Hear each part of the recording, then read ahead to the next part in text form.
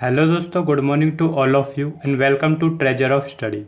दोस्तों, आज की इस वीडियो में हम 20 जून 2020 से जितने भी करंट अफेयर के इम्पोर्टेंट क्वेश्चंस बनते हैं उनको हम डिस्कस करेंगे और इन क्वेश्चन से स्टैटिक जीके के जितने और एक्स्ट्रा क्वेश्चंस बनेंगे उनको भी हम डिटेल में जानेंगे। आप इस वीडियो को लास्ट तक देखें। वीडियो के लास्ट में एक क्वेश्चन पूछा जाएगा, आपको उसका जवाब कमेंट बॉक्स में बताना है। तो स्टार्ट करते हैं। सबसे पहले लास्ट वीडियो में जो क्वेश्चन पूछा था, हाल ही में किस राज्य ने अपना रज पर्व उत्सव मनाया है? तो इसका सही आंसर था ऑप्शन सी, उड़ीसा ने रज पर्व मनाया है और रज पर्व को राजा पर्व भी बोलते हैं। अब स्टार्ट करते हैं। आज का हमारा पहला क्वेश्चन है, हाल ही में international day for the elimination of sexual violence in conflict कब मनाया गया है? तो अभी international day for the elimination of sexual violence in conflict मनाया गया है 19 जून को, यानी ऑप्शन सी इस क्वेश्चन का सही आंसर है। 19 जून को मनाया गया है। इसे मनाया क्यों जाता है? तो इस दिन को दुनिया भर में यौन हिंसा के पीड़ितों और संघर्ष करने के बाद बचे हुए लोगों को सम्मानित करने के लिए और उन्हें श्रद्धांजलि देने के लिए इसे हर साल 19 जून को मनाया जाता है। संयुक्त राष्ट्र महासभा के द्वारा 19 जून 2015 को इसे पहली बार मनाया गया था और इसके बाद से इसे हर साल 19 जून को मनाया जा रहा है। अब ये इम्पोर्टेंट डे वाला क्वेश्चन है, तो अभी तक जून में जितने भी इम्पोर्टेंट डे मनाए गए हैं वो मैं आपको सीक्वेंस से बताता हूँ। सबसे पहले 1 जून को मनाया गया था विश्व दुग्ध दिवस।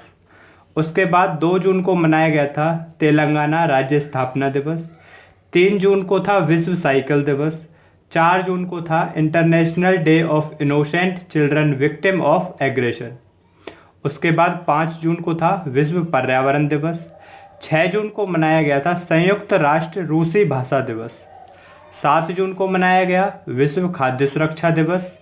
8 जून को मनाया गया था विश्व महासागरीय दिवस। उसके बाद 9 जून को मनाया गया था विश्व प्रत्यायन दिवस। इंग्लिश में बोलते हैं इसको वर्ल्ड एक्रीडिटेशन डे। उसके बाद आया था 12 जून और 12 जून को मनाया था world day against child labour. उसके बाद आया 13 जून को मनाया था अंतर्राष्ट्रीय रंगहीनता दिवस, यानी इंटरनेशनल एल्बिनिज्म डे। 14 जून को मनाया गया था विश्व रक्तदाता दिवस। 15 जून को मनाया गया world elder abuse awareness day. उसके बाद 16 जून को मनाया गया international day of family remittance. 17 जून को मनाया गया world day to combat desertification and drought. उसके बाद आया था 18 जून को मनाया गया सस्टेनेबल गैस्ट्रोनॉमी डे। और आज है 19 जून, तो 19 जून को कौन सा मनाया गया है? International day for the elimination of sexual violence in conflict. Question number 2 है, हाल ही में किस बैंक ने अपनी लोन प्रक्रिया को पूरी तरह से डिजिटल बनाने का फैसला किया है? तो अभी BOB यानी बैंक ऑफ बड़ौदा ने अपनी लोन प्रक्रिया को पूरी तरह से डिजिटल बनाने का फैसला किया है। ऑप्शन ए इस क्वेश्चन का सही आंसर है। इसी ने अपनी जो ऋण देने की प्रक्रिया है उसको डिजिटल बनाने का फैसला किया है। जो बैंक ऑफ बड़ौदा है ये भारत का तीसरा सबसे बड़ा ऋणदाता बैंक है। कौन सा है? तीसरा सबसे बड़ा ऋणदाता।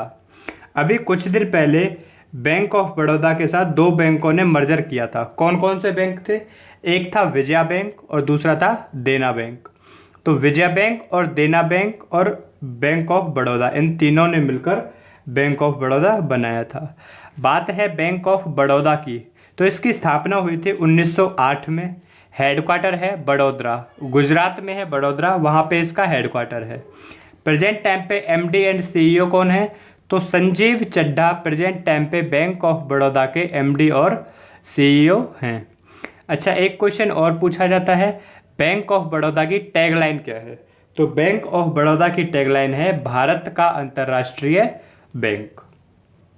क्वेश्चन नंबर 3 है, हाल ही में कहां पर ICU बेड और वेंटिलेटर की जानकारी के लिए एयरवेंटी ऐप लॉन्च किया है? तो अभी महाराष्ट्र के मुंबई में एयरवेंटी नाम का एक ऐप लॉन्च किया है। इसे आईसीयू बेड और वेंटिलेटर की जानकारी मिल सकेगी, यानी कितने आईसीयू बेड खाली हैं और वेंटिलेटर खाली हैं उसको इस ऐप के माध्यम से देखा जा सकेगा। ऐसा ही एक ऐप अभी दिल्ली गवर्नमेंट ने भी लॉन्च किया था। मैंने उसका वीडियो बताया था, आपको बताना है कि उस ऐप का नाम क्या था। अब जो ये एयरवेंटी ऐप है इसको बनाया किसने है, तो इसे ऑक्टवेयर टेक्नोलॉजी लिमिटेड और प्रोबिटी सॉफ्ट प्राइवेट लिमिटेड ने मिलकर बनाया है। लॉन्च किया गया है मुंबई में। तो मुंबई है कैपिटल महाराष्ट्र की। तो मैप में देखिए ये है महाराष्ट्र।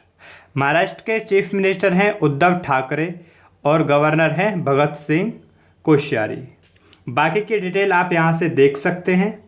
मैंने सारी डिटेल इसमें ऐड कर दी हैं जो भी एग्ज़ाम में पूछी जाती हैं। क्वेश्चन नंबर 4 है, हाल ही में किस देश ने जलवायु संकट की स्थिति पर देश की पहली राष्ट्रीय रिपोर्ट जारी की है।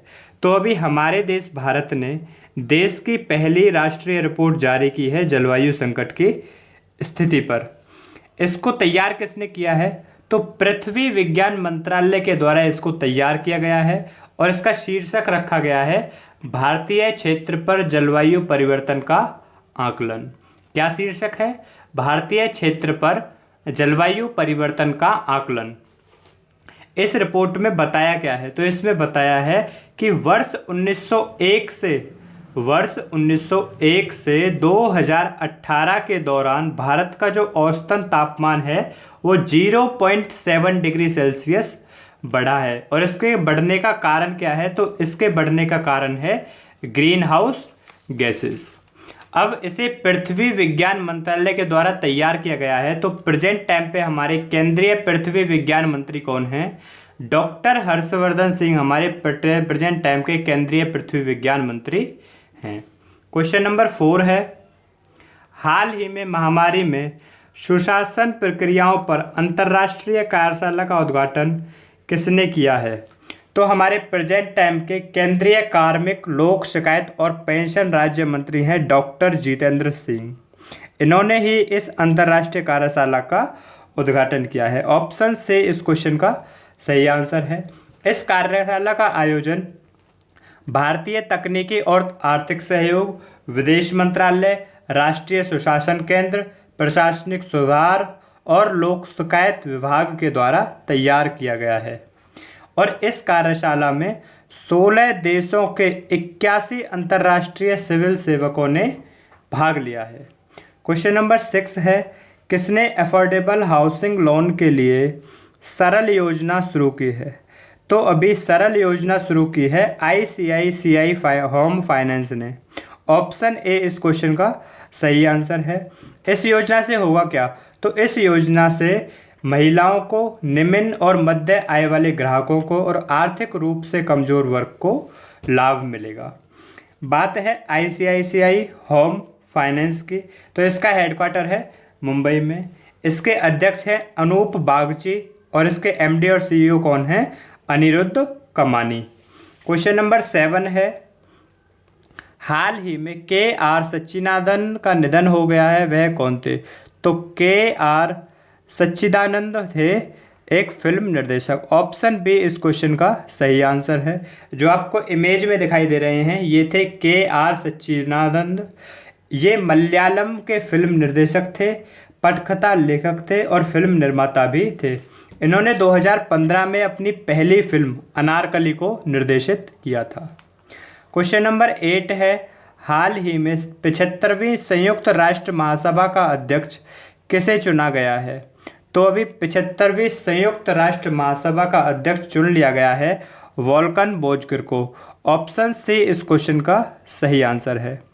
वोल्कन बोजकर को 75वीं संयुक्त राष्ट्र महासभा का अध्यक्ष चुन लिया गया है। ये है कहाँ के, तो ये तुर्की के एक राजनयिक हैं।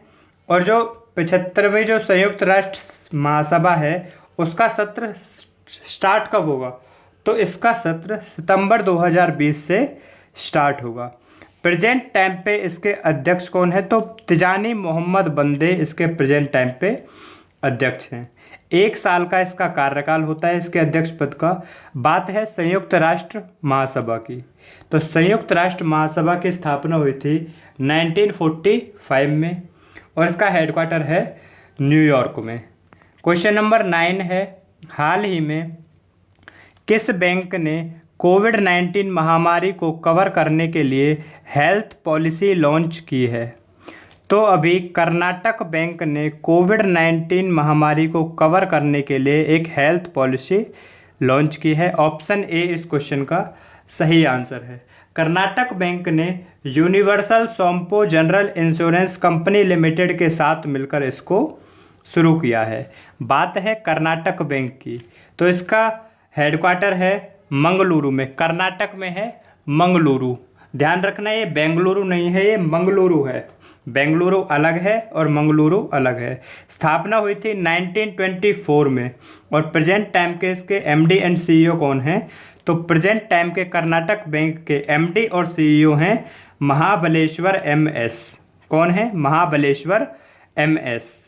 क्वेश्चन नंबर 10 है, हाल ही में ब्रिटिश पेट्रोलियम ने कहां पर ग्लोबल बिजनेस सर्विस सेंटर खोलने की घोषणा की है?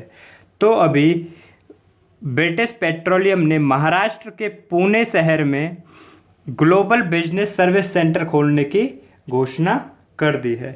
यह केंद्र जो होगा ये वैश्विक व्यापार सेवाओं के संचालन के लिए स्थापित किया जाएगा और 2 जनवरी 2021 से इसका परिचालन शुरू हो जाएगा। अब आपके लिए आज का क्वेश्चन है, चौथे एशियाई पैरा युवा गेम्स 2021 की मेजबानी कौन सा देश करेगा? ये 4 ऑप्शन है, आपको इसका जवाब कमेंट बॉक्स में हमें कमेंट करके बताना है। तो ये थी आज की हमारी वीडियो। आपको ये वीडियो कैसी लगी आप हमें कमेंट बॉक्स में कमेंट करके ज़रूर बताएं। अगर आपको ये पसंद आई हो तो इसे लाइक करें, हमें कमेंट करके भी बताएं और अगर आप हमारे चैनल पर नए हैं तो इसे सब्सक्राइब करना ना भूलें। Thanks for watching.